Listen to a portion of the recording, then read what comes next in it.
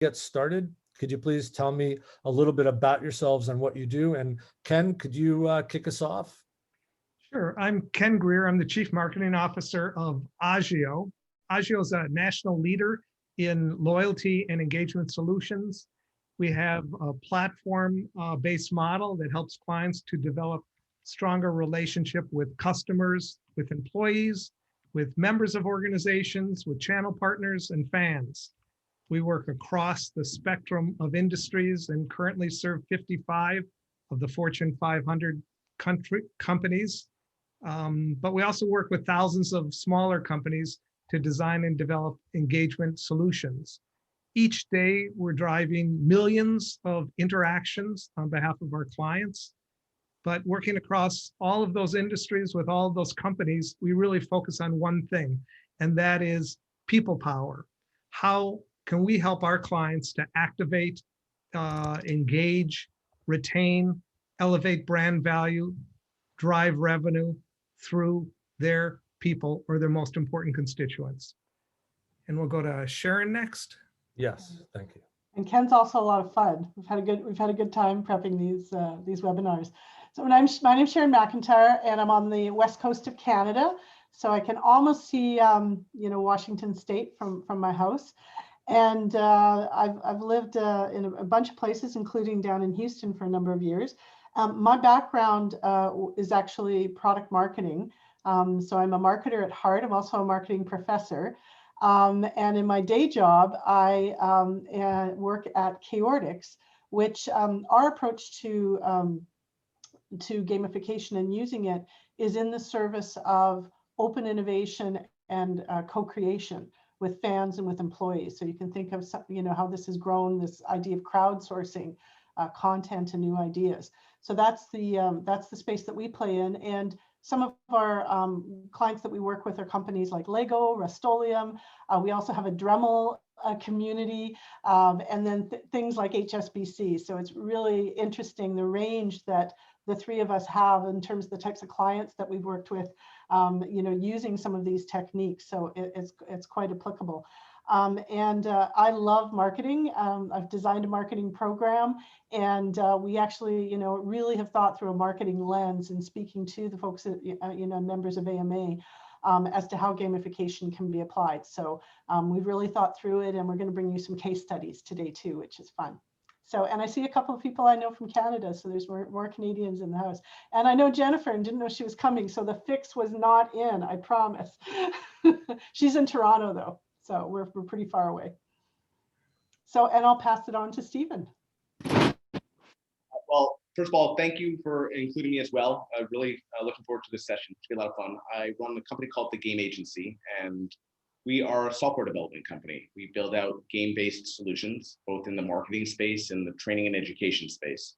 We build lots of custom games, and we also have a platform called the Training Arcade, which is a combination of a game builder and a gamification platform that can layer onto any web presence. And for the last almost 15 years, we've been building out solutions very similar to some of the things that Sharon and Ken are talking about, really designed to engage audiences, right? And really draw them in and have them be part of a conversation, have them be part of a story, have them be part of the creation. And the more that you can actually engage people, certainly the more effective you're going to be, whether it's in the marketing space or the training space or any other form of communications. And we've had the privilege of working with and ongoing relationships with companies like Intel and JP Morgan Chase and L'Oreal and whatnot. We have lots of fun case studies to talk about today, and happy to jump in certainly on outside of those prepared ones, talk about anything that comes up. So I saw in the chat, please ask questions, because Sharon, Ken, and I are not shy, and love to kind of make sure that this session is tailored towards the things you guys want to talk about. That's a great point. Thank you, Stephen. So I'll be your moderator today. My name is Ken Lempit. I'm president of the AMA Southern Connecticut chapter. And again, grateful to AMA Sacramento Valley for involving us and bringing this presentation to you. I'm also the president of an agency called Austin Lawrence Group. We specialize in helping software as a service companies go to market. And I'm looking for my first opportunity opportunity to bring gamification into marketing. So this is going to really motivate me to get one of my clients to do it. So let's get right into it. I'm going to try and share my screen and get that PowerPoint up. And then Ken, if you could give us a start, that would be great.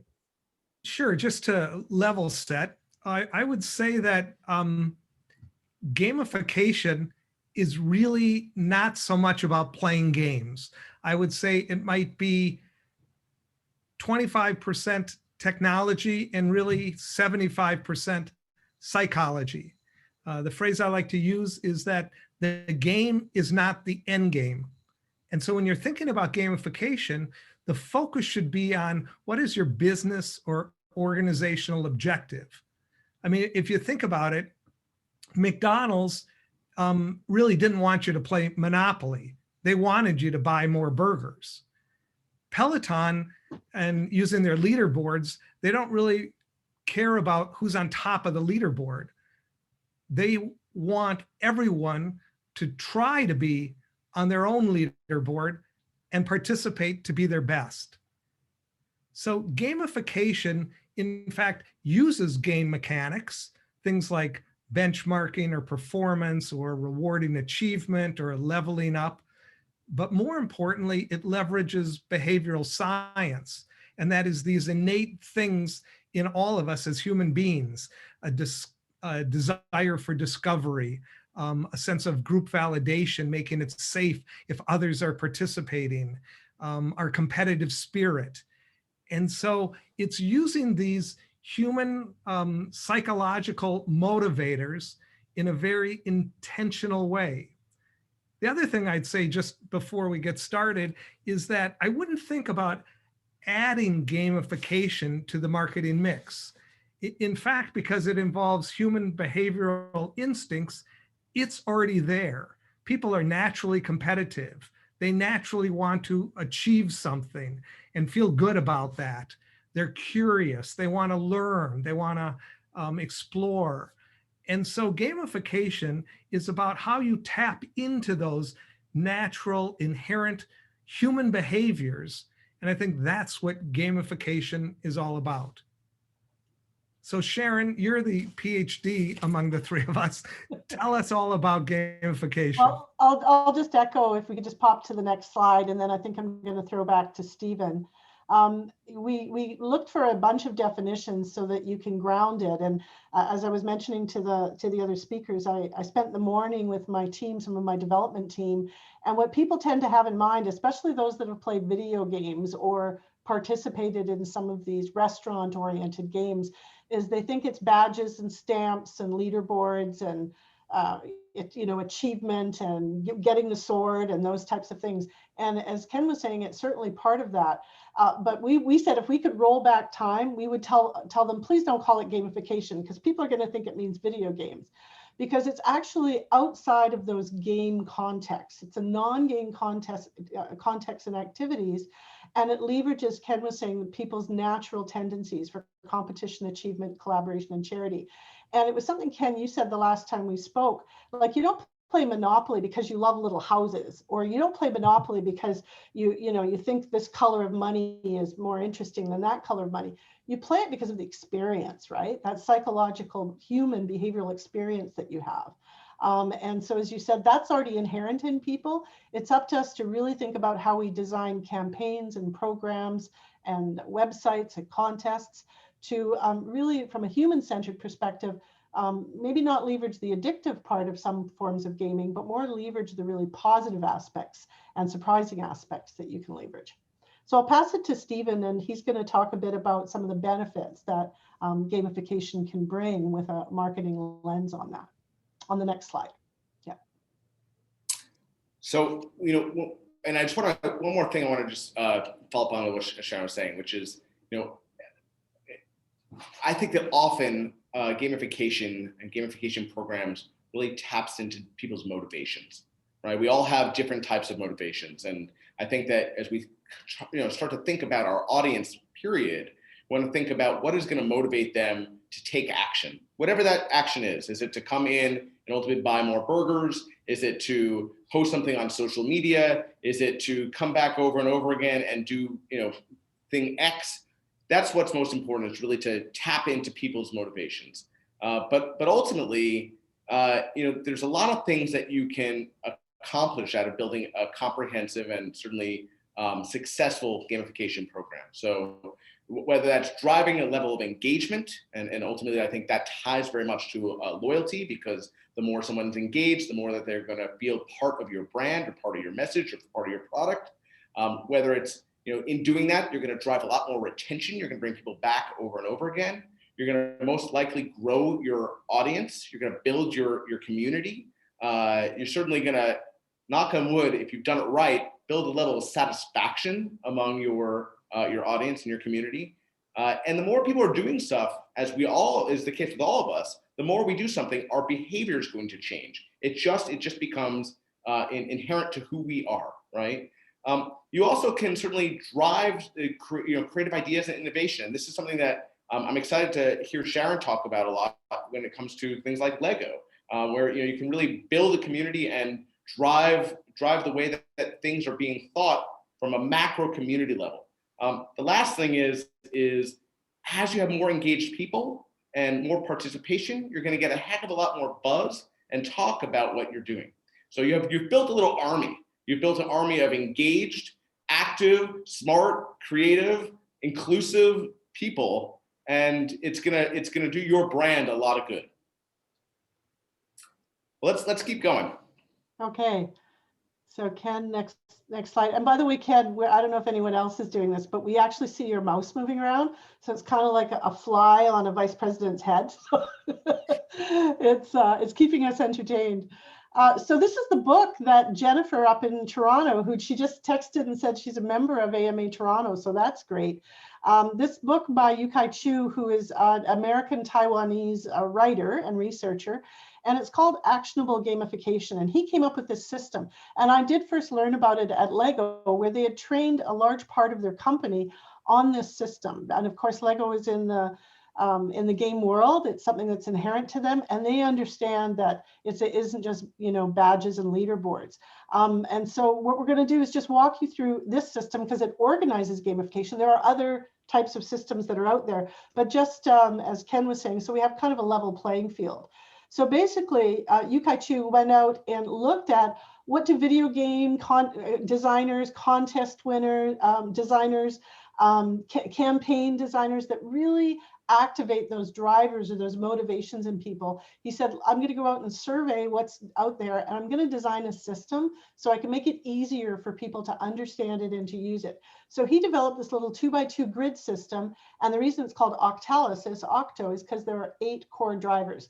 He actually says that there's a 9th hidden driver, but that has to do with the senses. And since he was definitely thinking in more of a virtual world and an online world, it is more difficult to get that sensorial, we have haptic technologies and things like that, but it is more difficult. So there's actually a 9th hidden one.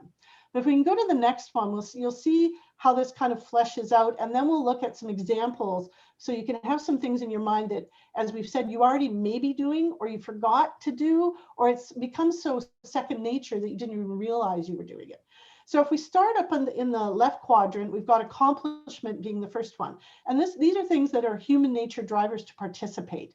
So one is there's a challenge and I want to overcome it, right? I'd like to win the contest, or I'd like to learn the language, or I would like to improve my skills and my fitness condition.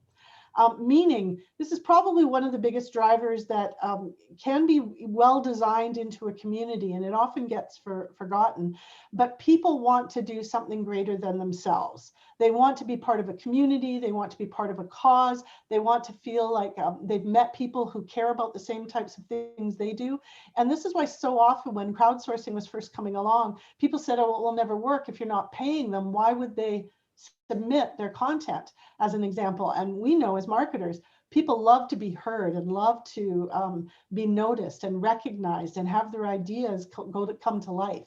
It's not so much about financial remuneration all the time. Empowerment is about, can I express my creativity? Can I choose my path? Are you giving me some flexibility? Ownership.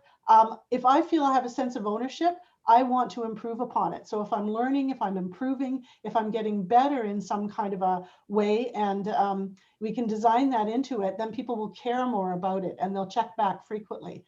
Now, getting below the surface here, we're getting into things like unpredictability, avoidance, and scarcity. These are things that often get thought about in a negative way. Things below the line here often get thought of as negative drivers, but they can be positive. Unpredictability could be, is something bad going to happen? I'm fearful, especially if you think when you're playing a game, or if I put my opinion out there, is someone going to make fun of me? But it can also be a random book draw, right? Or it can also be surprise and delight, that you're a newbie. For the first 10 newbies, we've decided to give you an extra 1,000 points, right? So that can be great. Avoidance is that time crunch, that fear of missing out. If I don't do it now, it won't be there tomorrow. So I have to do it now. And by the way, things like avoidance, use it or lose it, are things like coupons, right? We give it a deadline, right? When it's due. Scarcity is you want what you can't have. If there's only 3 prizes, well, I'm going to compete. And also it can be, it's only for a limited time. That can also be a time scarcity, much like unpredictability. And then social influence, how do I relate to and compete with others? We often think of the competition part of it, but there is also the, wow, I really love this topic and I'd like to find other people that are into it and, get online. And when we talk about Lego, as was mentioned, way before there was the internet, they already got this. They understood these drivers. And by the way, all of those big Lego events that happen around the world, they're not run by Lego. They're run by fans of Lego. And Lego just helps them do it and gives them free product, right? So this isn't necessarily requiring the internet to do these types of things. And then if you just go to the next slide, I'm just going to look at the highlighted words. And I've only highlighted a few words, and you'll get I'm assuming a copy of this deck where you can watch the video when it's done. And so, well, what does that look like for a marketer? So if we start with accomplishment, yeah, it can be prizes, followers, likes, meaning maybe user-generated content and you put on it, it was me who created this. Or, hey, I found my tribe. I'm with a group of people or my clan that I really connect with. Empowerment can be inclusive participation design. If you have a community or a campaign or a program, what about people that are just joining in for the first time and just trying something out on social media, or if you have a community platform? How do the newbies feel comfortable? Do you design different activities for them? Or do you have the oldsters welcome the newbies and pair them up, right? Ownership, lots of stuff you can do here, but the one that is obvious is collection sets. We all know that if you say, okay, we've got a set of 5 ducks, everybody wants all 5, right? And they're going to collect them. But it can be personalizing your avatar and doing other things. The unpredictability, surprise rewards, random gifts from people in this, from the brand or from people in the community. But also, if you think about Spotify, their weekly highlights and discovery, no one has an idea of what they're going to put in there. It's always going to be new. So that's a positive sense of unpredictability. Avoidance, I already talked about coupons or points expiring. Scarcity can be something like a countdown, only 5 days left. Or we're going to let 3 people behind the velvet rope to talk to our brand's, designers, or to go and come into our healthcare system, maybe our hospital, and get to look at some of the technology we're doing here. And then social influence, obviously bragging rights, but referrals and likes, we're talking about Clubhouse, and that idea of getting that invite or that referral, that if I give it to you, we've kind of got a connection. But it's also things like really making sure that people who participate in your campaigns or your contests or your community, that when they do something that's cool, you make it really easy for them to share that idea, that news with their friends, right? That idea of the social object, how do you do it? So this goes into a lot more in depth, but when we're talking about gamification, yes, we're talking about accomplishment, but it's also all these other things. So it's really behavioral design, right? Human-based behavioral design. Okay, so that's it for me. Well, that was a great introduction, a semester's worth of theory and practice, all in about 14 minutes. Thank you so much. Well, and there are hundreds of videos by the author online. He's done TED Talks. He gives lots of this information away. So, it's there for the learning. So that's a great segue, actually, the first topic we agreed we wanted to talk about, which is, and Ken, you've also brought this up, that there is a difference between a game and gamification. And we had a good run through of the Octalysis framework. But now let's talk about putting it to work and in the reality of, the competitive or collaborative nature of people. And just wondering if we can talk a little bit about putting those strategies to work. Let's pick 2 or 3 of them and just try and flesh them out a little bit. Stephen, do you want to take us out on this? Sure. Well, so when you think about a game period, a game is going to have some of the components of overall gamification strategy, right? But a game has a set purpose. It is about an engaging experience, but it is in a little box, right? The reality is that if you build out a program, and we in preparation for this talked about lots of really fun examples, and so Ken alluded to one to begin with. You think about the program that McDonald's has been doing with Monopoly since the late 80s. It's about some of the components of collecting things. It's about building a level of status. It's about a level of leaderboard completion. It's about certainly prizing. It's about repetition. It certainly plays into people's both intrinsic and probably more importantly extrinsic motivations. And so those are all things that often happen in that box of a game, but are being brought into the real world, right? We've talked about other examples as well. So, one of the ones that came up was we were talking about Coca-Cola, and as Sharon reminded me, I was talking about one particular program that I happen to love, and it ties to a 007 movie release. And I'll talk about that momentarily, but Sharon reminded me that one of the things that's fantastic about Coca-Cola is that consistently across many of their campaigns, they focus on scarcity, right? Which I think is an important thing for us to think about here, right? Is that when there's scarcity, there's a driver for us to participate and participate fast and participate again and again to make sure that we can accomplish that thing, whatever that thing is. So this particular campaign was one that I happen to really love. It, as I mentioned, it tied to a 007 movie launch. It took place in a Belgium train station, and they ran this for a few weeks. And basically, as you can kind of see in these pictures here, what happened? You'd go to the soda dispenser, and you'd get this very somewhat cryptic message, which is, "Hey, there's a countdown, and there's a competition about to start, and if you do the following steps, you'll see what those steps are. You can win free tickets to this movie."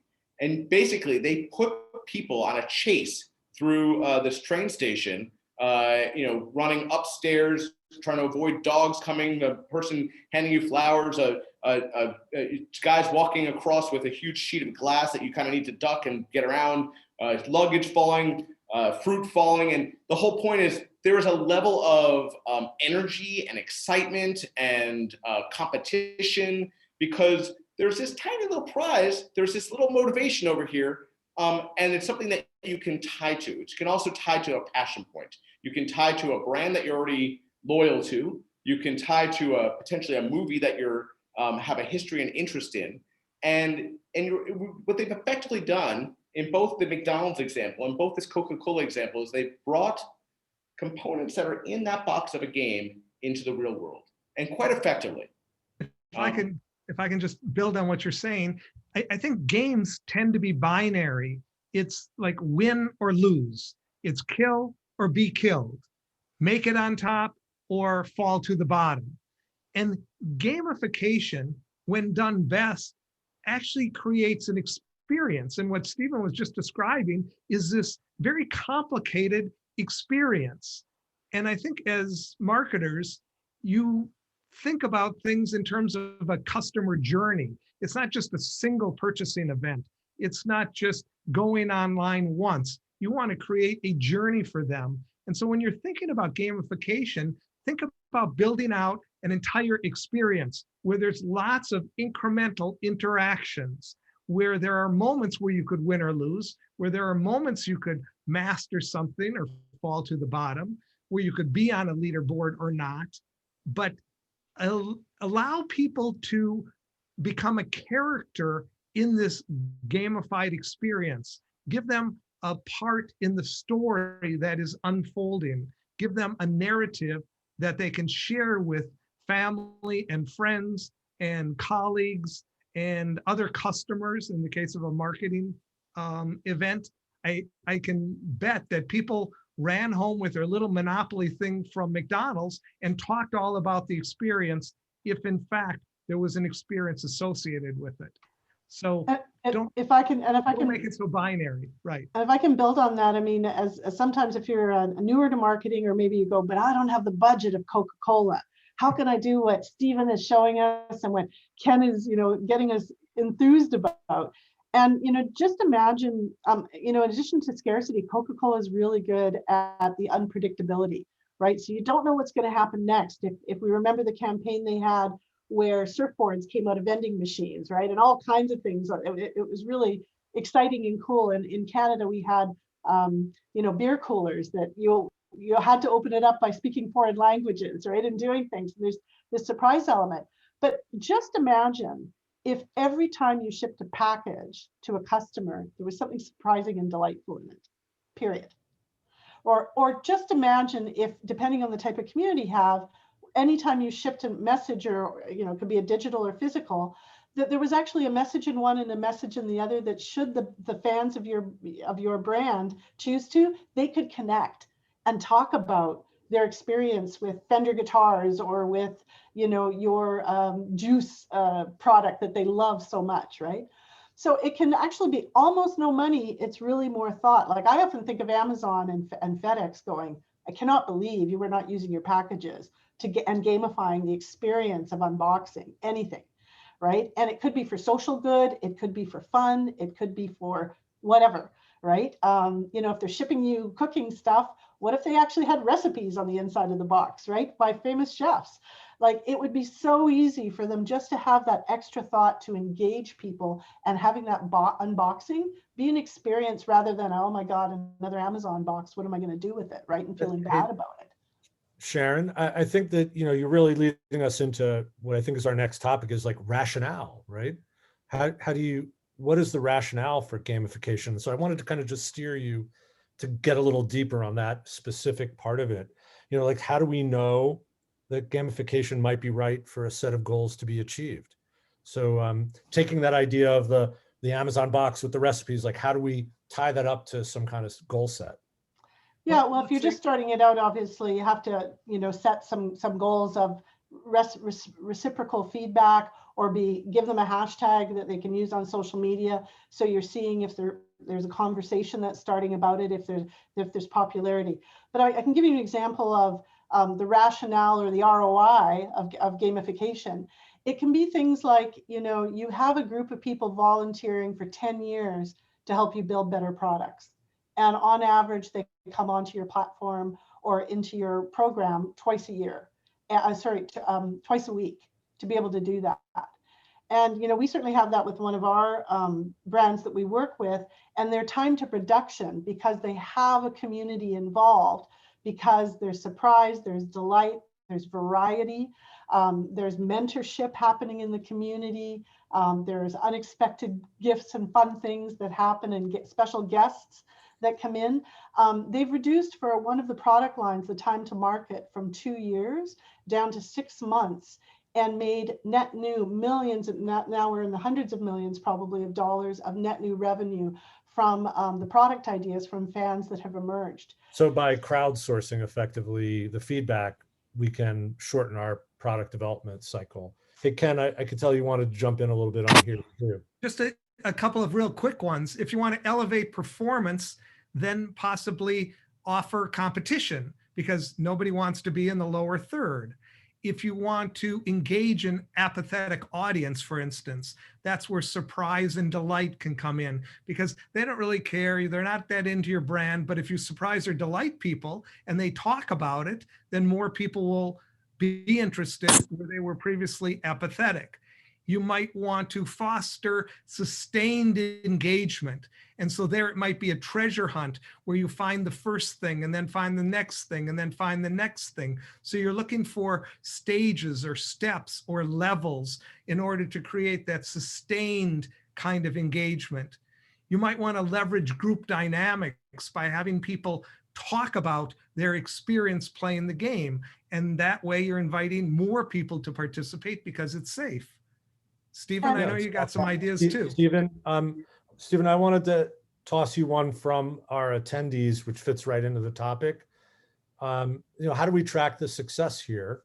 How do we optimize the experience both for the people on the other end of the thing we're designing as well as ourselves? So I figured that would be a good one for you.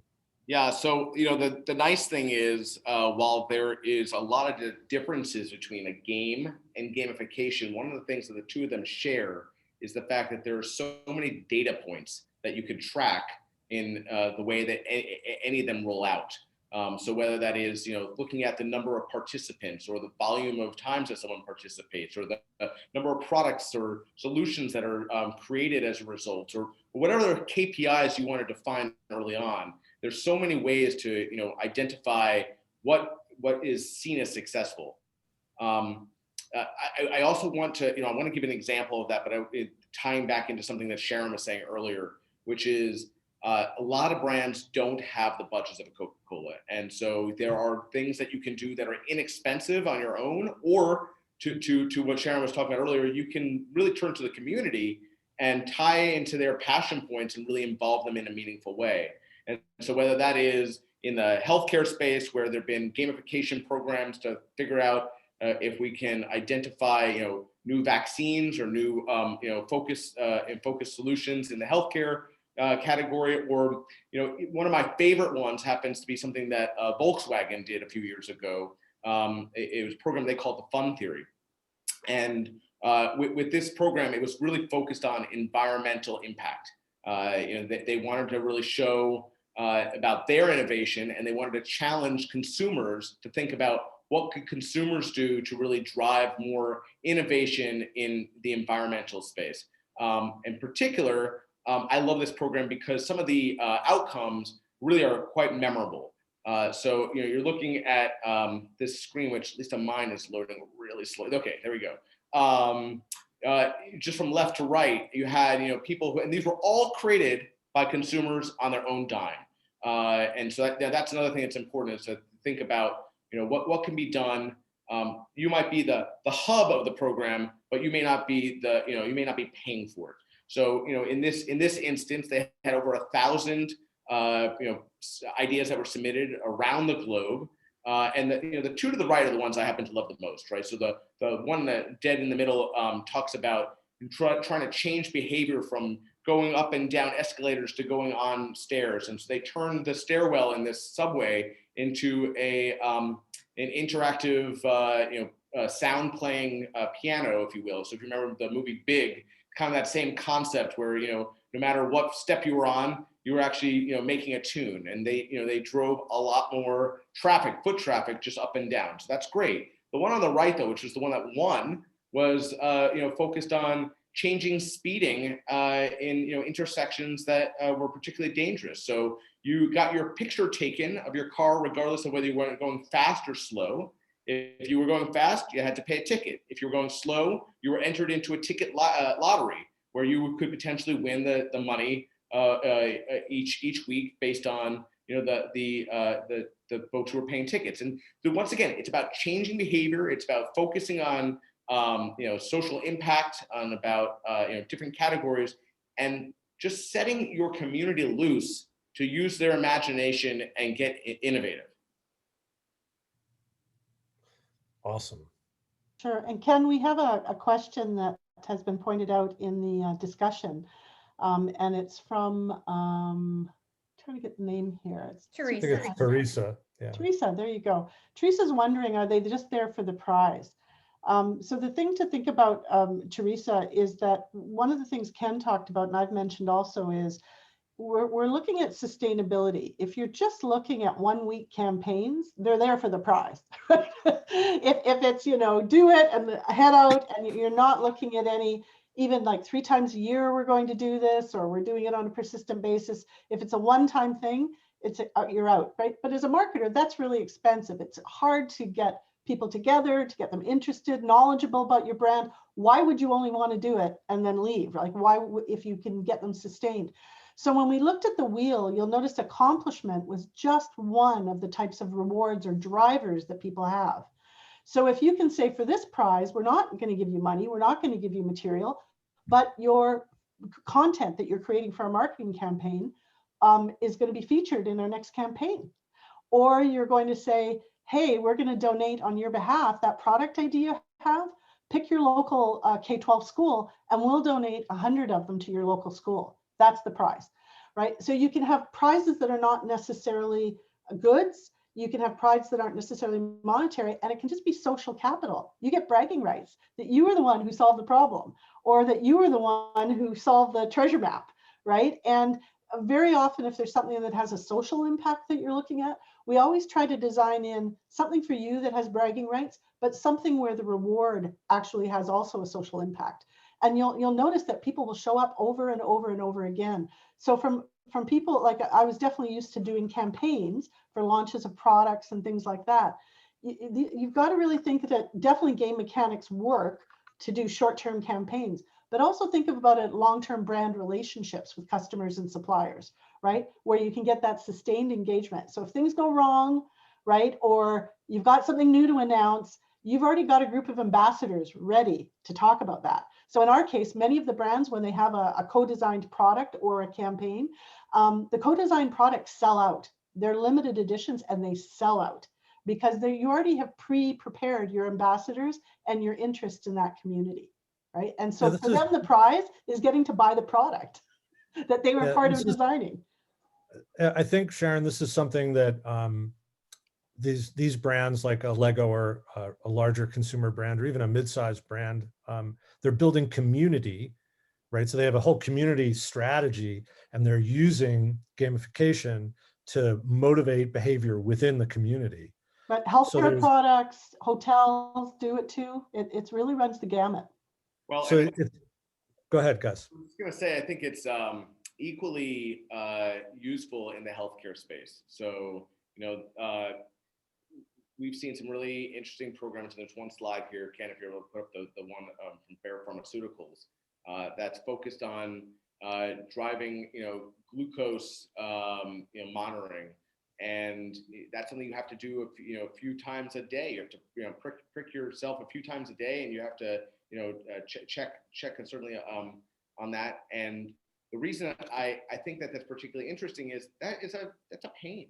Nobody wants to do that. And what they did was they tied, and this was particularly targeting younger kids, and focusing on how do you change the behavior of these younger kids and motivate them to actually participate, right? And so this is not something you want them to do for a week. This is something you want them to do for life. So in this case, they tied into a program with Nintendo where they worked with Nintendo DS and unlocked additional gameplay for every single time that you were actually participating. There have been lots of gadgets that have done this, and quite honestly, there's lots of products that have been in the health space that have done this on their own. But I particularly like this campaign because you took obviously something that is critical for life and tied into a passion point of something that people already, this demographic is already engaged with, and Nintendo DS and certainly popular gameplay. And Stephen, would you not agree that really every consumer or even B2B technology platform should have gamification built in, right? Just to up customer satisfaction, understanding how to use the product, learning, Ken has a good one about learning new features that maybe we could show. They should just be using this, right? Because everyone blames the technology because they don't know how to use it because something's changed, right? Or it's difficult. But yeah, I think, Stephen, you had a really good one with a cell phone company that did some stuff. Oh, that's Ken's. Ken did that. Oh, sorry, Stephen. Ken, it's your treasure hunt. Yeah, we had a telecom client that figured out that people were quitting that particular carrier because they didn't really know how to use their phone and they were blaming the carrier. It was really their knowledge of the phone. And so we developed a gamified set of experiences. Ken, can you go to that slide? User error coming up. It's Okay. towards the front, Ken. It's got a, there you go. Yeah. Exactly. So we developed a treasure hunt kind of game where people were asked to explore the various features and benefits of the phone. And there was an exploration phase. There was a where they tried out some things. So there was some experiential learning. There was benchmarking to see if they could shoot a picture and send it to somebody and who was the fastest at doing that. And ultimately it resolved in mastery. And if we move people from, I don't know how to use this device, to I'm a master of the device in a gamified fashion, we've accomplished a great deal on behalf of the client, because now he knew how to use the phone. They didn't blame the carrier. And we found that they stayed much longer, almost 2 times as long as the people who hadn't played this gamified experience. And That's terrific. I'm looking at the time and I want to get at least one of our other topics spun up. And I think, you know, we haven't necessarily talked specifically about the kinds of content, promotions, and experiences that go beyond the case study. So I want to know, is there something beyond the leaderboard? Are there other goals? You know, what else can we bring out for people to start, like thought starters for our attendees in terms of ways they might be measuring people in a gamified way or motivate people in a gamified way? Ken, you're here. Why don't you give us a couple more words? Actually, there's one word that marketers really embrace almost throughout their careers, and that word is more. They want more engagement. They want more interest. They want people to know more about their product. They want them to buy more, so demand. They want more transactions. They want more transactions more often. They want people to be more loyal so they don't shop around. They want them to advocate and make more referrals. And so gamification really works well if we want to motivate any group of people to do more of something. Excellent. Kind of a toss up here, but we haven't talked a lot. We kind of waved at the idea of insights, and I'm wondering if either Stephen or Sharon, can you talk about insights that we can gain, like the deeper, more granular things we can learn about our customers or prospective customers? I can take that one if you'd like. Sure. So one of the things you'll notice is when you are engaged and in flow, right? That's what you want them to be, right? In this flow and enjoying what they're doing and looking forward to the next time they're engaging. People will be very honest. So I used to say when I would speak at conferences to especially market researchers, right? Marketing researchers, I would say, okay, let's be honest. At a focus group, where do you get the most honest information and feedback about whether this product's going to be successful? And there was always like laughter in the audience. And I go, come on, some brave person put up your hand. And someone would go, in the bathroom, people talking to each other. Yeah. In the parking lot, at the coffee stand, right? We all know there's so much bias and people feel so uncomfortable. Well, what happens when people are in flow and are engaged, they are themselves, especially if you can do it over time. So we have one customer who's been around for, 75 plus years, who actually found an entirely new market segment because we gave them opportunities to play, to converse amongst each other with the brand not in the way, right? To help each other, to team up and to do things and collaborate. And it's the best water cooler to listen at, right? Because, especially if these are more private communities or you've got a really good, ethics package around your use of data, that they actually found for the first time in decades, a whole new segment. So the insights you can get when people are relaxed and then they're themselves and there's trust, as someone has said, that's been built, then you're getting the real gold in terms of insights, not someone filling out a questionnaire or a survey, although we all do questionnaires and surveys, right, to validate or compare. But it's when you're really listening, and especially in an unstructured data, photos that they're posting, stories that they're telling, creative things that they're making, or, you know, I'm sure, Ken, you got a lot of data about where was the part of the treasure hunt where they all got stuck. We have to give feedback to the handset provider that they have to make that easier, right? Have some sort of a thing we have to design around it. So it's a more natural way, kind of like an anthropologist, right? Or an ethnographer who's watching people. When you can let them be themselves, the insights you get are far less biased, right? You're actually getting, it's gold, right? So the reason I joined in with, I would have died to have this when I was working full time as a marketer. So I want to land on the brass tacks, if you will. How do we justify the investment in gamification? The question was sort of hinted at here in the chat. And is that something, Stephen or Ken, you want to grab onto?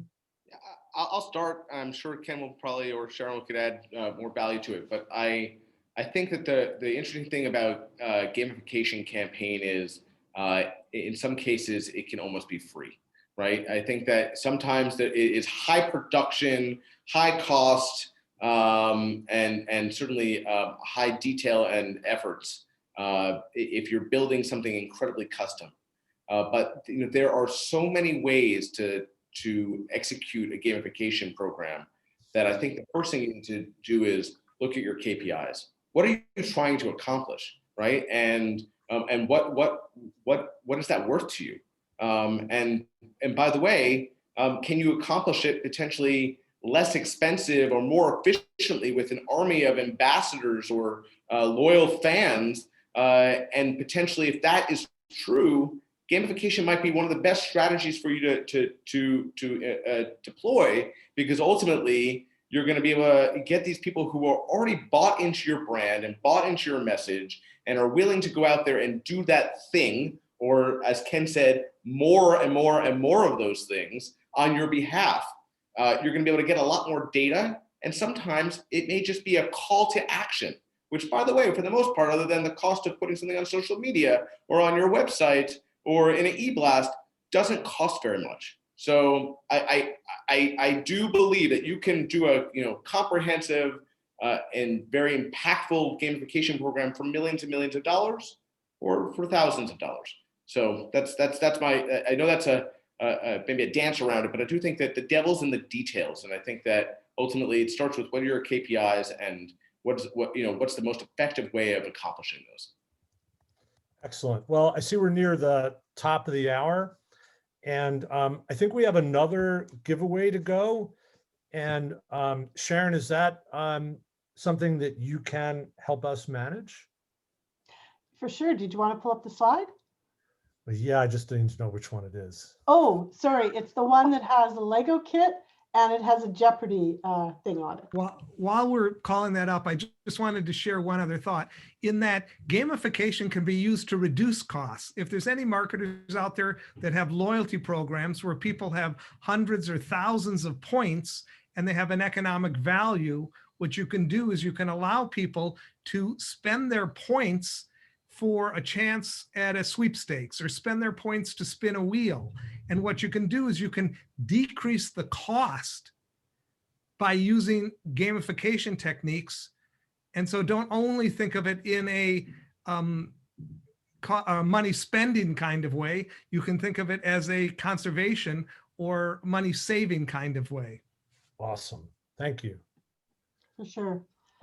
And honestly, when you do Sharon, this, the ROI is pretty quick. So yeah, so this next thing of gamification, so we had so many ideas, we had to limit it. We actually had to take one of the prizes off when we chatted before this last night. But what we'd love you to do is use the chat, not just to ask us questions, although if you have some specific questions, definitely Ken's asked you to pop in there now, and we're happy to answer specific questions even about your organization or how it might apply to your industry.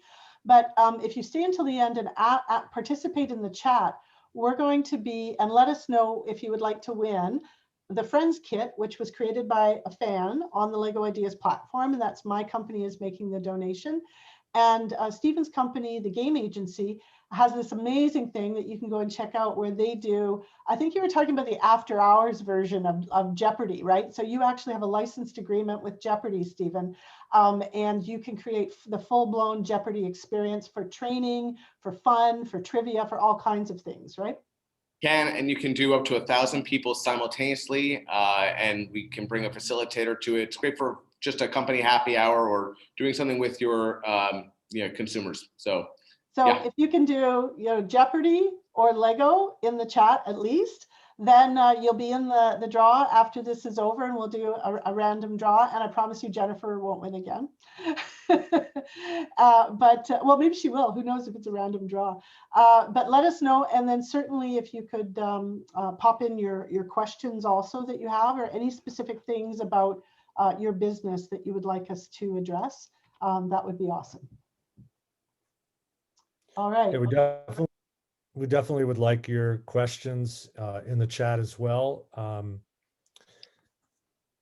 We're going to let this run for a little bit, and then we'll announce our winner, I guess. Is that what's going to happen? Laura's very creative. Jeopardy for the win. This is pretty even so far. I'm Well, tallying we got a good over here. mix. I know they're head to head. It's killing me to find out who's going to win. Really, Oh, I didn't realize that this was an actual competition. All right, we're into it. Wait a minute, I would have said 2 kits. We'll send the winner It's out like with the recording. Subways at Yankee Stadium. Ken, I'll do a Jeopardy session just for you. Yeah. Okay, I'm disappointed I can't win. Oh, there you go. Like I said, we had another one that we were going to do, and last night we realized it was a bit too moving parts. So is anyone in maybe a B2B industry, or maybe with a limited budget, where you actually have, some type of a thing you're trying to achieve with your marketing, and maybe you would like us to, dive in and comment on how you could weave in a low cost or affordable gamification that will amp up that participation that Ken was talking about, that more participation? While some people are typing that in, I saw a question come up about effective gamification experiences for high school students. So I'll just talk about one that we worked on years ago, but was one that certainly near and dear to my heart. It was a program called Momentum, and it was focused on a variety of different health, mental health, behavioral health, eating, and nutritional health. And what we rolled this out with a number of corporate sponsors in schools across the country. And it was a way of having daily challenges of things that you needed to do. It could be eat an apple today. It could be take a walk today. It could be, all these little things that are about really trying to encourage better behavior. And what was nice about it was it wasn't just the individual player playing for themselves. They were playing on behalf of their school. And what was even nicer about that was the schools, as they competed, were competing against one another, and corporations were driving real tangible prizes, whether it be from study standpoints to gymnasium things for their schools. It was ultimately about driving better behavior, incentive, collaboration. It took a whole bunch of aspects of gamification, really layered it into a nice program for that age. And probably most importantly, had an impact on just behavioral change. So if you're trying to engage a fairly apathetic audience, like maybe high school students can be, then you need to do a few things. The first thing you need to do is whatever you want them to do, you have to make it low risk. So it can't take a lot of time. It has to be easy to figure out, can't require advanced knowledge. So lower the risk as much as you can. Conversely, make the reward really high.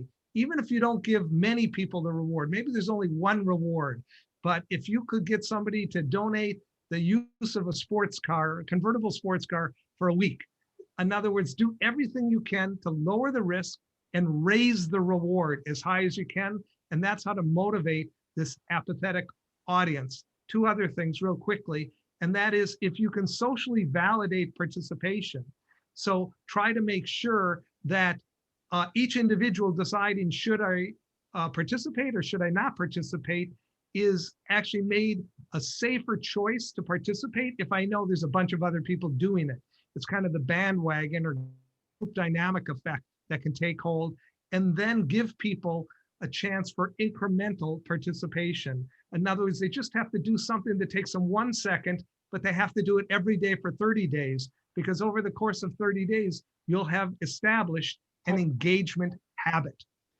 And if I can build on that, Ken, I know you use sports car actually, but I'd use it, metaphorically. You have to find out with this group of teenagers what their sports car is. It may be, going to a basketball game and meeting someone that they admire. It may be being able to work alongside a nonprofit leader they admire in their community. It may be time with a musician. Like, it depends. You have to design, the reward has to fit the goal and the culture of that community. Because a group of teenage kids, you're exactly right, but find out what if it's not an actual car, like if in New York City, I don't know if they'd want, necessarily a sports car, right? But they might want something else, right? They may want a town car to drive their friends around, right, for a week. But it's interesting because one of the groups that we're dealing with right now is, and I'm going to get to Nick's question, is a group of women who are surrogates, who are surrogate mothers for other parents who can't have children, and we're experimenting with what are their drivers, right? Because you would assume, oh, it's they're doing such a marvelous thing and it's so benevolent, but they're whole people. We have to figure out what are their drivers. So the best way to do it is to ask and to notice and to observe and to experiment. And then you'll find out, like we used to say for conferences, especially when they were very specific, we have to find out who is the rock star for these audiences. And sometimes it's someone I've never heard of, but when we say the name, all the audience at this conference go, wow, you got that person. And I'm like, I never heard of them before, right? So it's not what motivates you. It's really finding out definitely what motivates them. And if I could just say, Nick, tying into what Ken and Stephen were saying, you have a question about, you have this great idea for turning, actually, I know someone at a YMCA is doing the same thing. How can I turn nonprofit volunteers into donors, right? You would think that would be logic because they're already giving of their time. The key word there is pilot. It's just a pilot. We're just going to do it with a tiny group of people, or experiment. We're just going to try it with this little tiny group of people here. And once you're successful, and if you experiment enough, you will be successful, and you'll find what that sweet spot is in terms of their gamification motivator. Then you do another little tiny pilot. And then by the time you've done the third one, people love to join a parade. But this is so new to many people because they are more left brain oriented, that you do have to sometimes prove a little bit what you're doing. And believe you me, I've had 100, CEOs tell me, too complicated, it won't work here. We're just doing Facebook, right? It's like, wow, how much are you spending on Facebook? Maybe we could use Facebook as the starting point. How do you get engagement, right? So anyway, so there's that. Sharon, one of the questions that David asks is about how to deploy a program during COVID. And, I'm sure that all of us probably have thoughts on this, but what's so wonderful about a gamification program is that it does not require someone to be within 6 feet of another person. Yes, you might be interacting with others, but you might be interacting with others digitally, or you might be participating, quite honestly, on your own on behalf of bigger competition. You might be doing things, you certainly can do things remote, or in a fashion that is safe for COVID. So I think once again, it's about what type of action or activity are you trying to promote, and there's certainly tons and tons that can be done in a safe way during this pandemic. Mm-hmm. Yeah, we found participation in our communities has gone up this year across the board, right? Employee and customer communities for sure. There was also a question about getting attendance at after-school virtual career events. Is that the same one as it's a different high school question, right? Same thing, find out what drives them. You may think it's a new iPad or whatever, a new Switch thing, but find out something that gives them meaning and accomplishment, right? Meaning also. So maybe you can say, if you would attend the event, we will be, and whoever you speak with, we're going to ask the vendors 3 memorable students they spoke with, and here's what the vendors are, or the people who are doing the hiring. Like something that they can't get anywhere else that brings value to their lives. And they're like, wow, I have a chance to go and shadow, you know, my dream job for a day or 2 days and get paid for it, that might be way more than a gadget that we just give away. So you have to, Ken keeps saying it, you have to find that trigger, that motivator, right? To build on what you're saying is you don't only need to focus on the prize.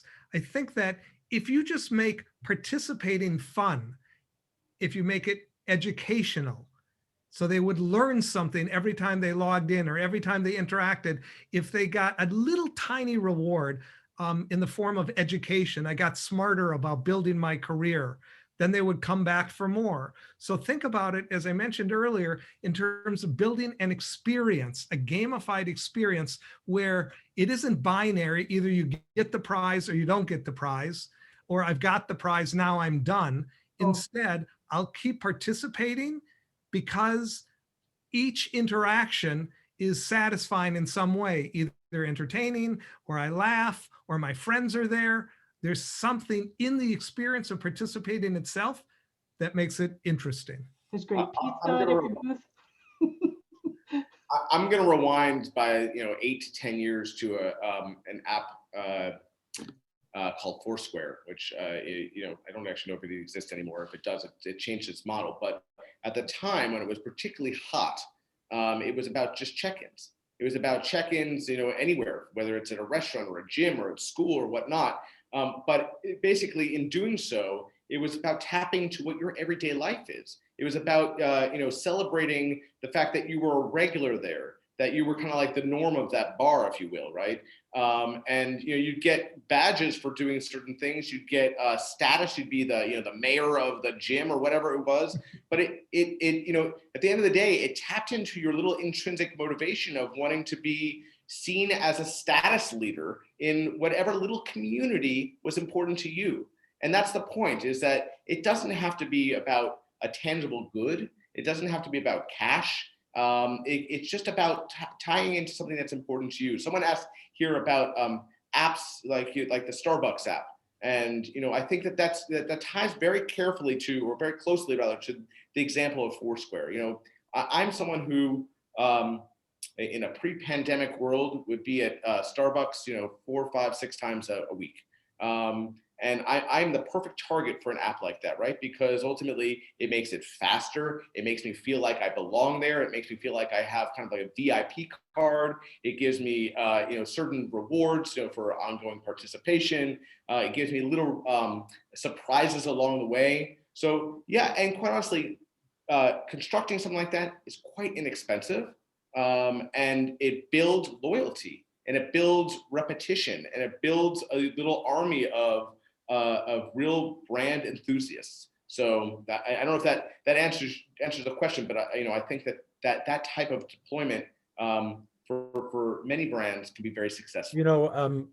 I went to see Hamilton about 2 years ago, and there's a Hamilton app, and there's a trivia quiz about Hamilton every day on the app. And this was basically all I had to do was build the content on the app. There was some cost, but then for really zero marginal cost, they have all of these brand aficionados staying engaged, because otherwise it's a one-time sale, right? We go, we see Hamilton, we're done.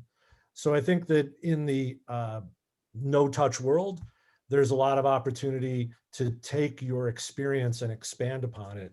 So, in the case of Hamilton, they were able to create history buffs out of people and keep them going. Well, and to your point, Ken, there's the old 80-20 rule that we used to talk about, the Pareto Principle. They've actually found when it comes to consumers, it's more like the 95-5 rule. It's like 5% of your consumers drive 95% of your engagement and your interest, right? Because as Stephen was saying, these are the people that show up and I want to be like them, as Seth Godin would say, right? And Nick has a thing here that says, when Waze started out, as you were going along driving your car and using your Waze app so they could start to figure it out, you could collect things. Like they made it into like a little Pokemon type of a game, right? Where you could do that.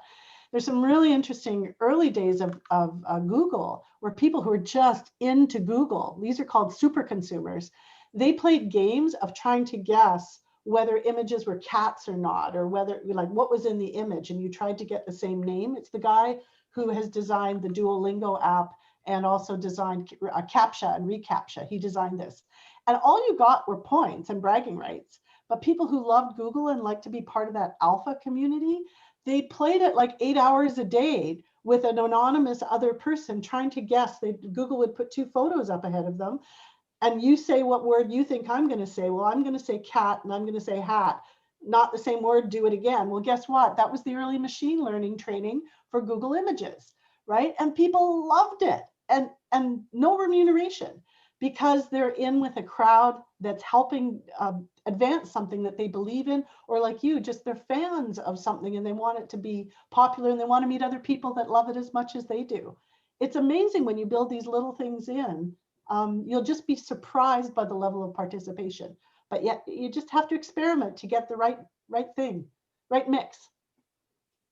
Yeah, absolutely. I'm a Google local guide, and I get little emojis basically for when I submit a review or something. So I think you're absolutely right. There's Right, like good read, right? All those types of, Quora. There are people who are just, they love to help people. Wikipedia, right? It's all volunteer, right? But what do they Yeah. get? Hey, Like social status let's and other people who like what they like. so there's a really interesting question here about making sure that if we allow people to interact in these things, that we keep it safe, right? That we keep toxicity out. So where it's just you and the machine, we don't have to worry about it. We know what the interactions are that are programmed in. But what happens? How do we stop people from misbehaving in these things we might create? So I've already spoken enough, but do you guys want to Yeah, do let's. that? This is one Ken, of do you my favorite have topics. you have some insight on how to keep We these? run large employee group communities for Fortune 500 companies, thousands and thousands of people in a community. And when we go and have our first discussions, everyone's very, very concerned about bad actors. What if somebody posts something? What if somebody says something offensive? We can't take a chance. And then you walk them back a minute and you said, well, what if somebody said something bad in the hallway? Or what if somebody said something bad via email? What are you doing to protect against that? And in fact, making sure the rules of engagement are very clear, just like they do with email, just they do with the code of conduct about being in the office or interacting online, because there can be bad actors in a Zoom meeting just as easily. It self-polices pretty effectively. And in the communities that we've run for thousands and thousands of people, I think the number of bad actor incidences are less than this, with Well, I also thousands thought and that, thousands of yeah. examples. So I think it's a legitimate concern. You need to make sure the rules of engagement are clearly stated. And also they understand that they could lose their job or be subject to criminal prosecution or whatever it might be. The penalty needs to be made very, very clear. But self-policing in these kind of open communities really works. Yeah, I find that often the bad actors are the ones who are non-participatory, right?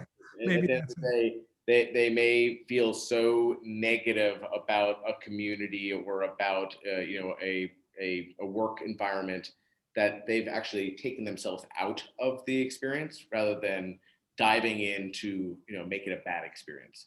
And we like Ken have built out enough programs that I'm constantly shocked that people don't step up and kind of do those bad things. The things that we see sometimes are those who try to hack the system and try to figure out, how do I climb the leaderboard and how do I set myself. And so you have to make sure, just from a technical standpoint, that you have guardrails against that, or if for some reason you haven't identified a vulnerable spot in your coding, that you have a way of addressing that real time. That's quite honestly what I've seen in the past, and normally you can do a quick analysis on that and try to figure out. We've seen that where you have to do an analysis and be like, that's where someone got in. They did this weird thing, and they gamed the system, and it was crystal clear. Yeah, that's not often, by the way, but that in my mind, that's the most toxic thing we've really seen, in the campaigns we've done over the years. If you are running any kind of a game that has an economic outcome, that is people win something worth something, make sure your technology, to back up your point, Stephen, is rock solid. Because if there is a way to game a gamified experience, the gamers will figure out how to do it. And so make sure to involve professionals and protect your technology, because gaming the system is just, it's fun for the gamers. Yeah, for the few people that are into that. The other thing I'll add is the reason for the sustainable and persistent communities that you want to engage your brand community on an ongoing basis is because then you're building a true community with a capital C that has a culture. And we've seen communities, you know, Ken, you're talking many thousands, we've seen over 1 million where the brand themselves had 1 or 2 people as community managers, because people care about their community. They have a sense of ownership, right? And they understand what the outcomes are. They understand how things work around here. And you can't get that in a one-time 2-week campaign, right? That's tough, unless you've already built that community trust and that community support for your brand or your organization or your school, right? And then they'll want to do that. So if your community isn't self-policing, probably says that you haven't quite got the mix right. And you've got to sort of slow go it. And there'll be leaders that emerge in the community and they police for you. And then people go, oh, this isn't a place where I can do that. And they just leave in and of themselves.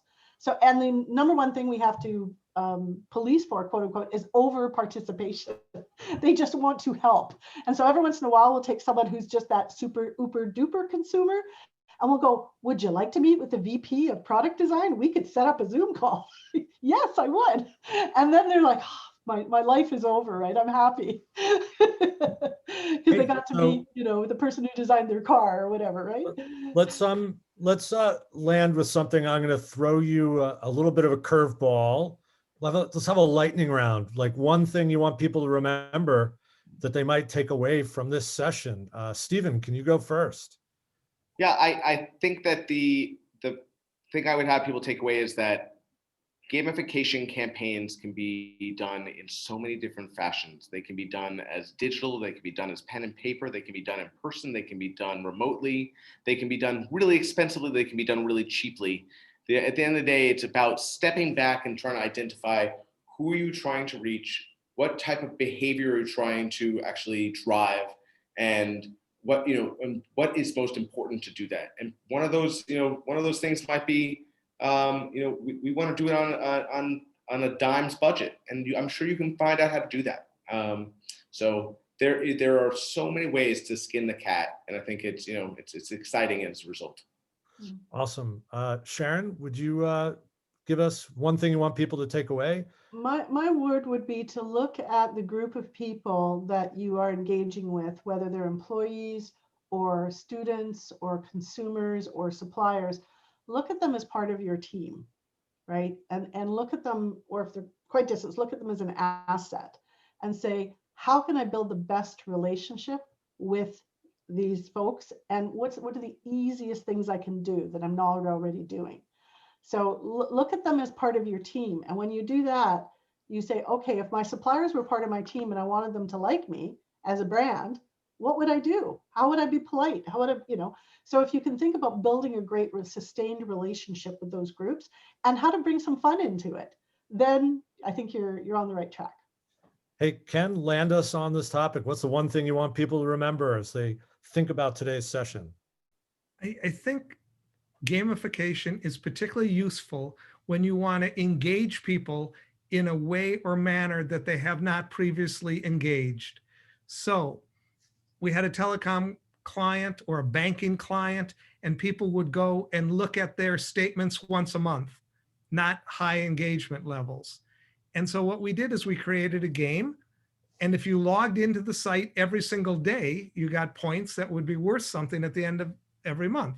We did that for 90 days. And what happened? You had this group who kept going every day, even though the prizes ran out, the gamified experience was over with, but we developed much tighter levels of engagement because of this gamified experience. And Right. so try to engage people in ways you have not engaged them previously through a gamified experience.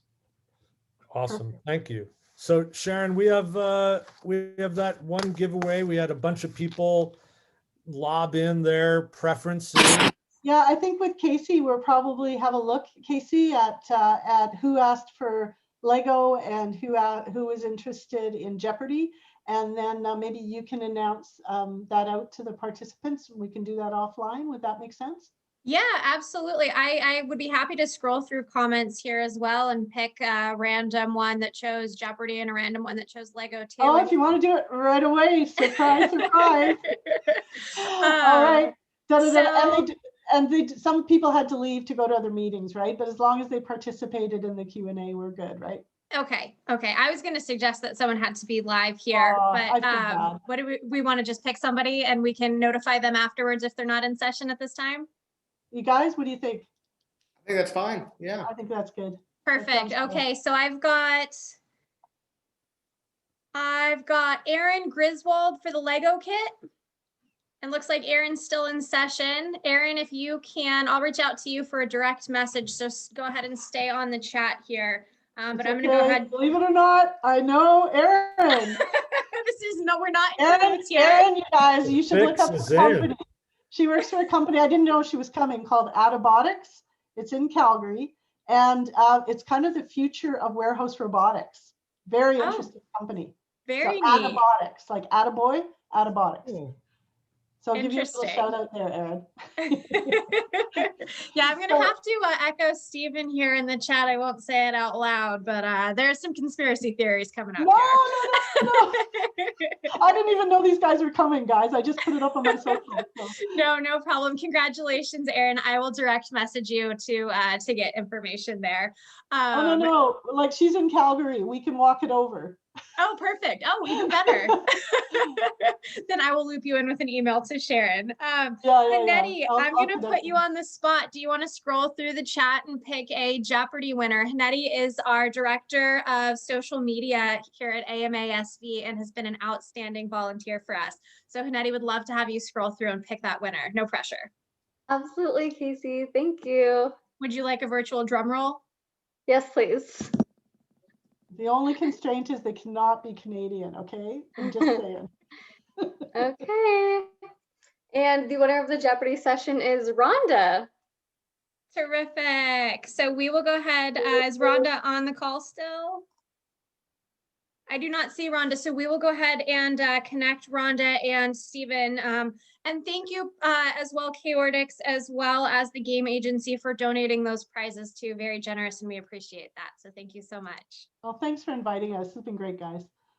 Yeah, I just want to say it was great running this session with you guys again.